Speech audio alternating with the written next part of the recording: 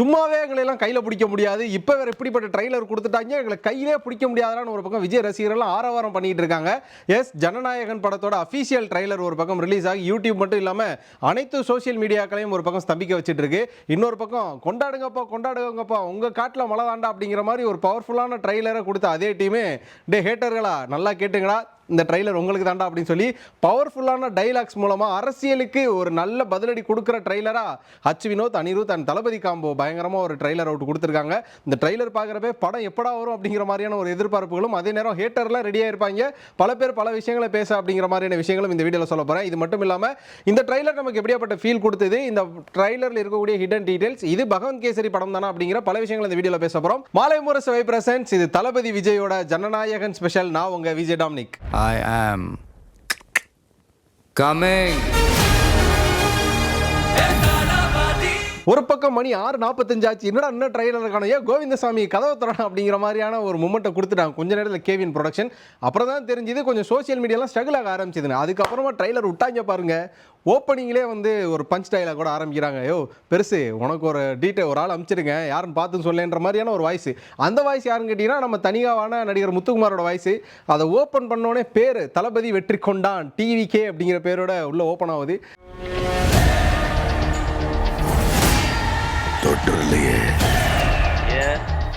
அப்போ பார்த்தீங்க அப்படின்னா, ஐயோ கையை வச்சிடலையே அப்படின்னு சொல்லிட்டு ஒரு பில்டப் டைலாக் கூட ஆரம்பிக்கிற ட்ரைலரு. அந்த பில்டப்பான டைலாக்ஸ் மட்டும் இல்லாமல் நிறைய விஷுவல்ஸோட கிளைமேக்ஸ் முடிகிற விதம் இருக்குல்ல, தளபதி ஃபேன்ஸ் இதோட என்னப்பா வேணும். கடைசி படம் அப்படிங்கிற சோகங்கள் ஒரு பக்கம் இருந்தாலும் எப்பயுமே ட்ரைலர்லையும் டீசர்லையும் ஒரு நல்ல ட்ரீட் கொடுக்கக்கூடிய தளபதி விஜய் அவர்கள், அவங்களோட இருக்கக்கூடிய அந்த டீமும் இந்த படத்தில் இன்னும் கொஞ்சம் எக்ஸ்ட்ராவே கொடுத்துருக்காங்க. இந்த ட்ரைலரில் வர பிஜிஎம்ஸ் மியூசிக்லாம் கேட்குறப்ப ட்ரைலரை பார்க்குறதா பக்கத்தில் இருக்கிறவங்க அடிக்கிறதா அப்படியாப்பட்ட ஒரு ஃபீலிங்கே ஒரு பக்கம் கொடுத்துருக்காங்க. ஒரு பக்கம் மெர்சல் தெரி இது மாதிரியான பல படங்கள், ஒரு ஃபேன் பாய் படத்தை பார்க்குறப்ப நமக்கு ஒரு ட்ரீட் இருக்கும்ல, ஸோ அப்படியாப்பட்ட விஷுவல் ட்ரீட்டை இந்த படத்தில் வச்சிருக்காங்க அப்படின்னு சொன்னால் அதில் ஆச்சரியப்படுறதுக்கே கிடையாது. ஏன்னா ஜனநாயகங்கள் அதுவும் குறிப்பாக அந்த ட்ரைலரை ஹச் வினோத்தும் இந்த படத்தோட எடிட்டரும் பார்த்து செதுக்கி இருக்காங்க அப்படின்னு கூட சொல்லலாம். படம் முதலே பார்த்தீங்க அப்படின்னா கை வச்சிடல அப்படின்னு சொல்லிட்டு அங்கே ஒரு டைலாக் ஒன்று வச்சிருப்பாங்க. சம்பவம் பண்ணுறவனை கேள்விப்பட்டிருப்ப, ஆனால் சம்பவம் பண்ணுறதுல ரெக்கார்டு பண்ணுறவனை கேள்விப்பட்டிருக்கேன் அப்படின்னு சொல்லி. அது என்ன அப்படின்னு பார்த்தீங்கன்னா, குறிப்பாக அந்த ட்ரைலர் ஃபர்ஸ்ட் லுக்லாம் விட்டோம் அப்படின்னா யூடியூபாக இருக்கட்டும், ஃபேஸ்புக்காக இருக்கட்டும், அதுக்கப்புறம் இன்ஸ்டாகிராமாக இருக்கட்டும், இந்த சோசியல் மீடியாலே ஹையஸ்ட் ரெக்கார்டு வைக்கக்கூடியது எப்பயுமே யார் அப்படின்னு பார்த்தீங்கன்னா தளபதி விஜய் அவர்கள் வந்து அதில் ஒரு முக்கியமான ஆள். அதுக்கப்புறம் வரக்கூடிய அஜித் அவர்களோ ரஜினி அவர்களோ அந்த ஒரு சாதனை முறியடித்தாலுமே எப்போதுமே தளபதி விஜய் அவர்கள் அவரோட படத்துக்கான ஒரு அப்டேட்டில் சாதனை முன்வைப்பார்ல. ஸோ அப்படியாப்பட்ட சாதனையை முன்வைக்கிறதோ அப்படியே டைலாக்ல கன்வே பண்ணி அவன் சம்பவம் பண்ணுறதுலே ரெக்கார்ட் பண்ண ஆளுப்பா, கையை வச்சிடலையே அப்புறம் பீஸ் போட்டுரும் அப்படின்ற மாதிரி ஒரு டைலாக்ல ஆரம்பிக்குது. அதுக்கப்புறமா உள்ளே வரக்கூடிய அந்த அப்பாவுக்கும் பொண்ணுக்குமான ஒரு கான்வர்சேஷன்ஸ், அதுக்கப்புறமா அதில் நடக்கக்கூடிய சண்டைகள்னு சொல்லி கொஞ்சம் டீட்டெயில்டாகவே இந்த ட்ரைலரை கொடுத்துருக்காரு. இந்த படம் எது சார்ந்த படம் அப்படிங்கிற ஒரு டீட்டெயிலாகவே கொடுத்துருக்காரு. சரி, இங்கே தான் கூஸ் பம்ப்ஸ் வரும் அப்படின்னு பார்த்தீங்கன்னா அங்கே ஒரு கூஸ் பம்ப்ஸ் வருது. அது முடிஞ்சக்கப்புறமா தளபதி சண்டை போடுறப்போ ஒரு கூஸ் பம்ப்ஸ் வருது. அதுக்கப்புறம் பார்த்தீங்கன்னா விஜய் அவர்கள் ஒரு டைலாக், என் பொண்ணை கை வைக்க சொன்ன வேண்டாம் அப்படின்னு ஒரு டைலாக் கேட்குறாரு. அங்கே நமக்கு ஒரு மாதிரி பயங்கரமாக இருக்குது. என் பொண்ணை தொட சொன்னவன் யாரு?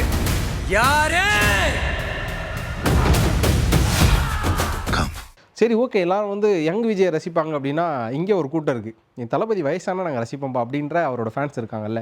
ஒரு பக்கம் வந்து எப்படி ராயப்பனை ரசித்தாங்களோ அதே மாதிரி இதில் ராயப்பன் மாதிரியான ஒரு லுக், அந்த கெட்டப்பு லைட்டாக நரைச்ச முடியெல்லாம் பார்க்குறப்போ பிகில் ராயப்பனே இறங்கி வந்த மாதிரி லைட்டாக கொஞ்சம் வயசான அப்படி இருக்கு, அது மாதிரியான ஒரு விஷயங்களும் இருக்கா.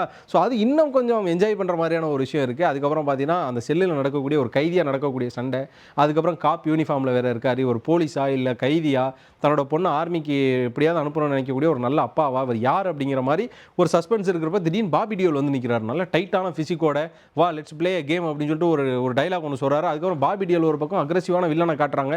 இதுக்கு நடுவில் பொலிட்டீஷியன்ஸாக பார்த்தீங்கன்னா பிரகாஷ் ராஜ் வராரு, சுனில் வராரு, இங்கிட்டு ஒரு பக்கம். ஸோ அரசியல் ஒரு பக்கம், நல்ல பவர்ஃபுல்லான கார்பரேட் வில்லன் ஒரு பக்கம், அவரோட பொண்ணை அவர் வந்து ஆர்மிக்கு அனுப்பணும். அதே நேரம் அவர் யார், அதாவது தளபதி வெற்றி கொண்டான் யார், அவர் மேலே கை வைக்கலையேன்னு வந்து போலீஸ் சார்ந்த ஆட்களே கேட்குறாங்க அப்படின்னா அப்படி யார் அந்த ஆள் அப்படிங்கிறதான் அந்த படத்தோட ட்ரைலர் மூலமாக நம்ம தெரிஞ்சுக்கிட்ட கதை இல்லையா. அதே நேரம் இதில் இருக்கக்கூடிய டைலாக்ஸ் தான் அந்த படத்துக்கு வெயிட்டே அப்படின்னு சொல்லலாம். ஏன்னா ஒரு பக்கம் ரசிகர்களுக்கு இது கொண்டாடும் விதமாக இருந்தது, ஹிடன் டீட்டெயில்ஸாகவும் இது மாதிரியான விஷயங்கள் இருந்தது. சொல்லப்போனால் நான் வந்து செகண்ட் பை செகண்டாகவே சொல்கிறேன். ஸோ ஃபஸ்ட்டு ஓப்பனிங்லேயே பார்த்தீங்க அப்படின்னா தளபதி வெற்றி கொண்டான் டிவிகே அப்படிங்கிற பேர் இந்த இடத்துல வருது. ஸோ தளபதி அவர்கள் இந்த இடத்துல அவரோட கட்சி பேரை லைட்டாக ரெஜிஸ்டர் பண்ணுறார், லைட்டாலாம் இல்லை ஓப்பனாகவே ரெஜிஸ்டர் பண்ணுறாங்க அப்படிங்கிற நம்ம எல்லாருக்குமே தெரிஞ்சது. அப்படியே 20வது செகண்டுக்கு போனோம் அப்படின்னு வச்சுக்கோங்களேன், இந்த கில்லி படத்தில் நம்ம தளபதி விஜய் அவர்கள் இப்படி ஒன்று பண்ணுவார் தெரியுமா, அந்த விரலோட அந்த ஸ்னாப் இருக்குல்ல, ஸோ அந்த ஒரு விஷயத்தை, அந்த மேனரிசத்தை கீப் பண்ணுவார். அப்படியே 21வது செகண்டில் பார்த்தீங்கன்னா ஜெயில் ஃபைட், ஒரு அக்யூஸ்டா ஒரு குற்றவாளி யூனிஃபார்மில் போட்டுட்டு சண்டை போடுற மாதிரியான ஒரு காட்சி அப்படியே 24வது செகண்ட் வந்தோம்னா இதான் மிக முக்கியமான ஒன்று. எப்படி தளபதி வெற்றி கொண்டா டிவிக்கே நாங்கள் ரெஜிஸ்டர் பண்ணாரோ 24 செகண்டில் 2 எலிஃபென்ட் இந்த பக்கம் காலை தூக்கிட்டு தாவ நடுவில் அண்ணன் வந்து தீப்பந்தத்தை காட்டிட்டு வரோப்பில் டிவிக்கே ஃப்ளாக் 2 பக்கம் நெருப்பு, அதாவது காலை தூக்கிட்டு யானை இருக்குல்ல, ஸோ அந்த டிவிக்கே ஃப்ளாகை இந்த இடத்துல மறுபடியும் ரிசம்பலன்ஸ் பண்ணுறாங்க.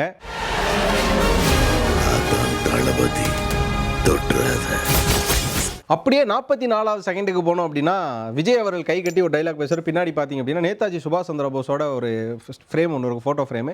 ஸோ அது ஏன் அப்படின்னு பார்த்தீங்கன்னா நேதாஜி சுபாஷ் சந்திர போஸ் வந்து ஒரு முன்னாள் ராணுவ அதிகாரி அப்படிங்கிற நம்ம எல்லாருக்குமே தெரியும். அப்படின்ற பட்சத்தில் தன்னோட பொண்ணையும் ஒரு ராணுவத்துக்கு அனுப்பணும்னு ஆசைப்படுறவர் அதை இன்ஸ்பிரேஷனாக எடுத்து ஒருவேளை தன்னோட பொண்ணுக்காக இன்ஸ்பிரேஷனாக வச்ச அந்த ஒரு விஷயம் அப்படின்னு கூட நம்ம எடுத்துக்கலாம். இந்த வருஷமாவது ஆர்மி அப்ளிகேஷனில் ஒழுங்காக கையெழுத்து போடணும். அப்படியே ஒரு நிமிஷம் கடந்து 1 நிமிஷம் 8வது செகண்ட் பார்த்தோம் அப்படின்னா அந்த படத்தோட பவர்ஃபுல் வில்லனான பாபி டியோலோட என்ட்ரி தான். ஒரு பக்கம் ஆஃப்ரிக்கன் சோல்ஜர்ஸ், சொல்லப்போனால் ஆஃப்ரிக்கன் சோல்ஜர்ஸை ஒரு பக்கம் அடித்து துவச்சி எல்லாரையும் கொண்டு போட்டுட்டு கையில் காலையெல்லாம் சங்கிலி பூட்டப்பட்ட ஒரு அக்யூஸ்டாக அவர் வர்றதை ஒரு பேக் ஷாட்டில் காட்டுறாங்க. ஆப்போசிட்டில் பார்த்தீங்கன்னா அந்த ஆஃப்ரிக்கன் கண்ட்ரியில் இருக்கக்கூடிய அந்த மக்கள் வந்து போராடுறாங்க. அதாவது கொஞ்சம் விட்டிங்கன்னா நானே வந்து அடிச்சு கொண்டேன், அந்த அளவு வந்து சேட்டை பண்ணியிருக்கான் அப்படின்ற மாதிரியான ஒரு பவர்ஃபுல்லான வில்லனை காட்டுறாங்க. அதுக்கப்புறமா வந்து பாபி டியோலோட ஃப்ரெண்ட் அப்பியரன்ஸ் காமிக்கிறாங்க. ஒரு பிளாக் கலர் டிஷர்ட் போட்டு தலையை வந்து பயங்கரமாக ஒரு கட்டிங்லாம் போட்டு பாக்ஸ் கட்டிங் போட்டு அப்படி பிசிக்கை முறுக்கேற்றிட்டு போட்டு பார்த்துக்கோமா அப்படிங்கிற மாதிரி ஒரு பக்கம் நம்ம பாபி டியோல் நிற்கிறார். ஸோ பாபி டியோல இன்ட்ரோங்கிறது பயங்கரமாக இருந்தது. இன்னிலிருந்து 30வது நாள் இந்தியா என் காலடியில் வந்த விழும். அப்படியே 1 நிமிஷம் 32வது செகண்டில் நான் கொஞ்சம் அலண்டு போயிட்டேன் அப்படிங்கிற மாதிரி இருக்கும். என்ன அப்படின்னு பார்த்தீங்கன்னா இவ்வளோ விறுவிறுப்பாக போகக்கூடிய ட்ரெய்லரில் திடீர்னு ஒருத்தர் இந்த ட்ரோன் ஷாட்ஸ் எல்லாம் காமிச்சிட்டு இருப்பாங்க, அதாவது அந்த பறக்கிற ட்ரோன்லாம் காட்டிட்டு இருப்பாங்க. திடீர்னு ஒரு மனுஷன் கண்ணாடி போட்டு எந்திரிச்சு இப்படி திரும்பி பார்ப்பாரு. நம்மளுக்கு தெரிஞ்ச நல்ல குவாலிட்டி வரையும், அதாவது 2K 4K குவாலிட்டி வச்சு ஜூம் பண்ணி பார்த்த வரையும் ஆனால் மதன் கௌரி என்ன நீ என்ன இங்கே பண்ணுற அப்படிங்கிற மாதிரி மதன் கௌரி மாதிரியான ஒரு ஆள் உள்ளே இருக்கார். ஒருவேளை அது மதன் கௌரியாக கூட இருக்கலாம். ஒருவேளை அது மதன் கௌரியாக இருந்தால் கண்டிப்பாக கீழே நீங்களும் மதன் கௌரியை பார்த்தீங்க அப்படின்னா கண்டிப்பாக கமெண்ட்டில் சொல்லிடுங்க.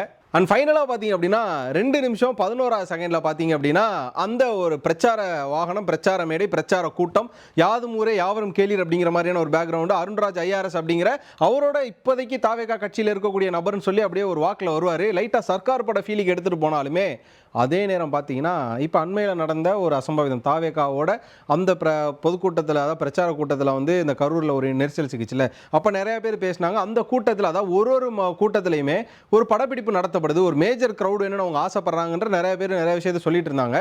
இங்கேயுமே அந்த மாதிரியான தவறுகள் செய்யப்பட்டது நிறைய பேர் உட்காந்து பேசினாங்க இல்லையா? ஸோ அதெல்லாம் உடைக்கிற விதமாக இங்கே அது மாதிரி ஒரு சீன் இருக்குது. பட் அதுக்கு இதுக்கு எந்த மாதிரியான ரெசம்பலன்ஸ் இருக்குமா, அதை கனெக்ட் பண்ணி அரசியல் பண்ணுவாங்களா அப்படிங்கிறத பின்னாடி தான் பார்த்து தெரிஞ்சுக்கணும். இப்படியா இந்த படத்தோட ட்ரைலருங்கிற சீன் பை சீனாக நிறைய விஷயங்கள் டீகோடிங் பண்ணுற விதமாக இதுதான் கதை அப்படிங்கிற டு பி ஃப்ராங்காக ஓப்பனாக சொல்கிற மாதிரியான ஒரு ட்ரைலராக இருந்ததில்ல. இதுக்கப்புறமா கேட்டுங்கடா இந்த படம் உங்களுக்கு தாண்டா அப்படின்ற மாதிரி ஹேட்டர்களுக்கு சொன்னேன்ல, அந்த ஹேட்டர்களுக்கு என்ன அப்படின்னா விஜய் அவர்கள் நார்மலாக இப்போ வந்து அஜித் ரசிகர்கள் கண்டிப்பாக விஜய் வந்து ட்ரோல் பண்ணுவாங்க, இல்லைன்னு சொல்லலை. ஆனால் அது வந்து ஒரு படம் வர வரைக்கும் அதிகபட்சம் ட்ரோலுங்கிறது காம்ப்ரமைஸ் ஆகி நட்பு வாட படத்தை பார்ப்போம் அப்படிங்கிற மாதிரி போயிடுவாங்க. இதுதான் விஜய் அஜித் ரசிகர்களுக்கு உண்டான நட்புன்னு வச்சுக்கோங்களேன். ஆனால் அதை தாண்டி இப்போ அவர் அரசியல் வந்தோடனே அஜித் ரசிகர்களே ஆதரவு கொடுக்குறப்போ இங்கே வேறு மாதிரியான ஆட்கள்லாம் இங்கே விஜய் மேலே தாக்குதல் நடத்திட்டு இருக்காங்க, நம்ம எல்லாருமே பார்த்துட்டு இருக்கோம். அப்படி ஒரு பட்சத்தில் அந்த தாக்குதல்களுக்கெல்லாம் இவ்வளோ நாள் யார் யாரெல்லாம் உட்காந்து பேசினால எல்லாருக்குமே ஒரு பதிலடி கொடுக்குற விதமாக உட்காந்து அவருக்கு வந்து ஸ்கிரிப்ட் டைலாக் எழுதி கொடுத்துருப்பாங்க போல. ஸோ அப்படி தான் ஆரம்பிக்குது. அப்படி அதில் முதல் டைலாக் நம்ம அதில் சொன்ன மாதிரி சம்பவம் பண்ணுறவனை பார்த்துருப்பேன், அதே ஹிஸ்ட்ரியாக பண்ணுறவனை பார்த்துருப்பியா அப்படிங்கிற ஒரு டைலாக், அதை ஒரு பக்கம் கடந்து வந்துடும். அதுக்கப்புறமா பார்த்தீங்கன்னா அந்த பொண்ணு மமிதா பைஜோட குழந்தை பருவத்தில் இருக்கக்கூடிய பொண்ணு கேட்பாங்க, நீ இவ்வளோ பேரை இவ்வளோ பண்ணியிருக்கியா, நீ என்ன சூப்பர் மேனா பேபி அப்படின்னு. நான் சூப்பர் மேன்லாம் கிடையாது, நான் சாதாரண ஆள் தான், ஆனால் நம்ம பண்ணுற சம்பவம்லாம் வேறு லெவலில் இருக்கும் அப்படிங்கிற மாதிரி. அதான் நான் சாதாரண நடிகன் தான், நான் பண்ணுற சம்பவம்லாம் இப்போ தமிழ்நாட்டில் அரசியல் சூழலில் பல அதாவது தாக்கங்களை ஏற்படுத்துது அப்படிங்கிறத மறைமுகமாக சொல்லியிருப்பாங்க. அதுக்கப்புறமா பார்த்தீங்கன்னா பாபி டியோல ஒரு டைலாக் ஒன்று சொல்லியிருப்பாரு, மக்களுக்கு நல்லது பண்ணுறேன்லாம் ஏன் வர, ஒழுங்காக நீ வந்து உன் உயிரை காப்பாற்றிட்டு உன் சொத்தை காப்பாற்றிட்டு வீட்டில் எரியா அப்படின்னு சொல்லி. அதுக்கு வந்து விஜய் அங்கே ஒரு சிரிப்பு முடிச்சு விட்டுருவாரு.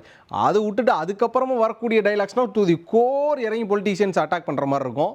ஸோ கவுண்டர் 1 என்ன அப்படின்னு பார்த்தீங்கன்னா மொத்த ஐயோக்கியனுங்களும் ஒன்றா இருக்காங்க, அவங்க கண்டிப்பாக ஜெயிக்க விடக்கூடாது அப்படிங்கிறது கவுண்டர் 1. மொத்த ஐயோக்கியனுங்களும் ஒன்றா நிற்கிறாங்க, அவங்க ஜெயிக்கக்கூடாது. அதுக்கப்புறமா 2வது ஒன்று ஒரு பிரகாஷ் ராஜ் சொல்லாரு, ஒன்னால் ஒன்றும் பண்ண முடியாது, அப்படியே ஒழுங்காக போயிரு அப்படின்னு ஒன்று சொல்லுவார். அதுக்கு பதில் டைலாக் ஒன்று வரும், அது கவுண்டர் நம்பர் 2. உன்னால் ஒன்றும் பண்ண முடியாது, விலகி போ. மக்கள் எல்லாம் அவனை கொண்டாடிட்டு இருக்காங்க, இப்போ கொண்டா அவன் கடவுள் ஆகிடும் அப்படின்னு. இது வந்து சொல்லப்போனால் அந்த கரூர் விஷயத்தை கூட நம்ம லைட்டாக ரிலேட் எடுத்துப்போமே.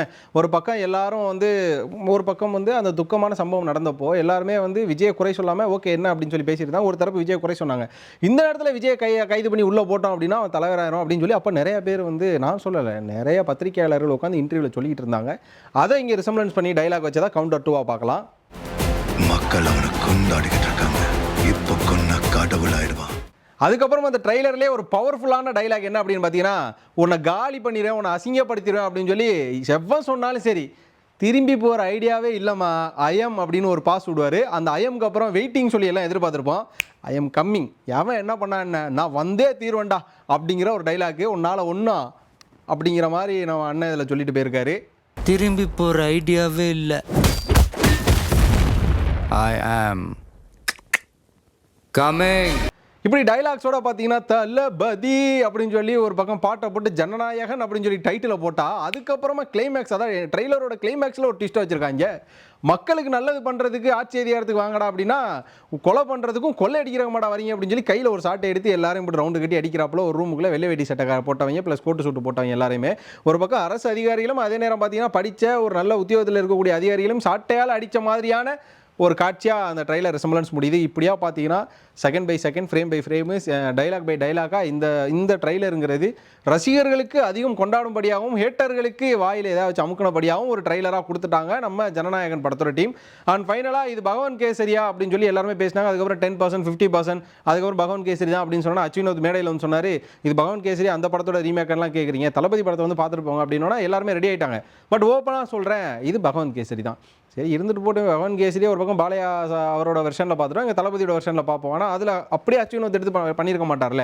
இப்போ பிங்க் அப்படிங்கிற ஒரு படத்தை நேர்கொண்ட பார்வைன்னு பண்ணியிருந்தார், அப்படியே பண்ணியிருந்தார் இல்லை. அதே மாதிரி இங்கே பகவான் கேசரி அப்படிங்கிற படத்தை இங்கே விஜய் அவரோட அரசியல் களம் கலந்து, ஏன்னா இந்த படம் அவர் கடைசி படம்ன்றப்ப அதை கொஞ்சம் பெஸ்ட்டாக கொடுக்கணும், அதே நேரம் அரசியல்ன்றப்போ அதுவும் இந்த படத்துலேருந்து ஏதோ ஒரு தாக்கத்தை ஏற்படுத்தணும் அப்படிங்கிற ஒரு விஷயத்தினால பவர்ஃபுல்லான ஒரு பேக்டா, பவர்ஃபுல்லான ஒரு குக்டா அனிருத் அதுக்கப்புறமா அச்சுவினோத் தளபதி இவங்க 3 பேரோட காம்போல இந்த படம் வெளிவரும் அப்படிங்கிறதுல எந்த ஒரு சந்தேகமே கிடையாது.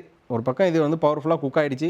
நாளைக்கு பராசக்தி வரப்போகுது, அங்கே என்ன குக் பண்ணி வச்சுருக்காங்க அப்படின்னு தெரில, அதை நாளைக்கு நான் சொல்கிறேன். இன்றைக்கி யாரெல்லாம் ஜனநாயகன் ட்ரைலரை ரிப்பீட் மூடில் பார்த்துட்டு இருக்கீங்க, யாரெல்லாம் ரிவ்யூ பார்த்து நான் சொன்ன மாதிரி தான் எனக்கும் தோணுச்சு அப்படின்னு சொல்லி உங்கள் மனசில் தோணுது, உங்களுக்கு இந்த ட்ரைலரில் என்ன டைலாக் பிடிச்சிது, நீங்கள் இந்த படத்தை போய் எத்தனை ஷோ பார்ப்பீங்க அப்படிங்கிற பல உணர்வுகளை பல கருத்துக்களை கண்டிப்பாக கமெண்ட்டில் சொல்லுங்கள். இந்த வீடியோ பிடிச்சிருந்தா லைக் பண்ணுங்கள், ஷேர் பண்ணுங்கள், மறக்காமல் மாலை முரசு வைபை சப்ஸ்கிரைப் பண்ணிவிட்டு பக்கத்தில் இருக்க பெல் ஐக்கானை கிளிக் பண்ணிக்கோங்க.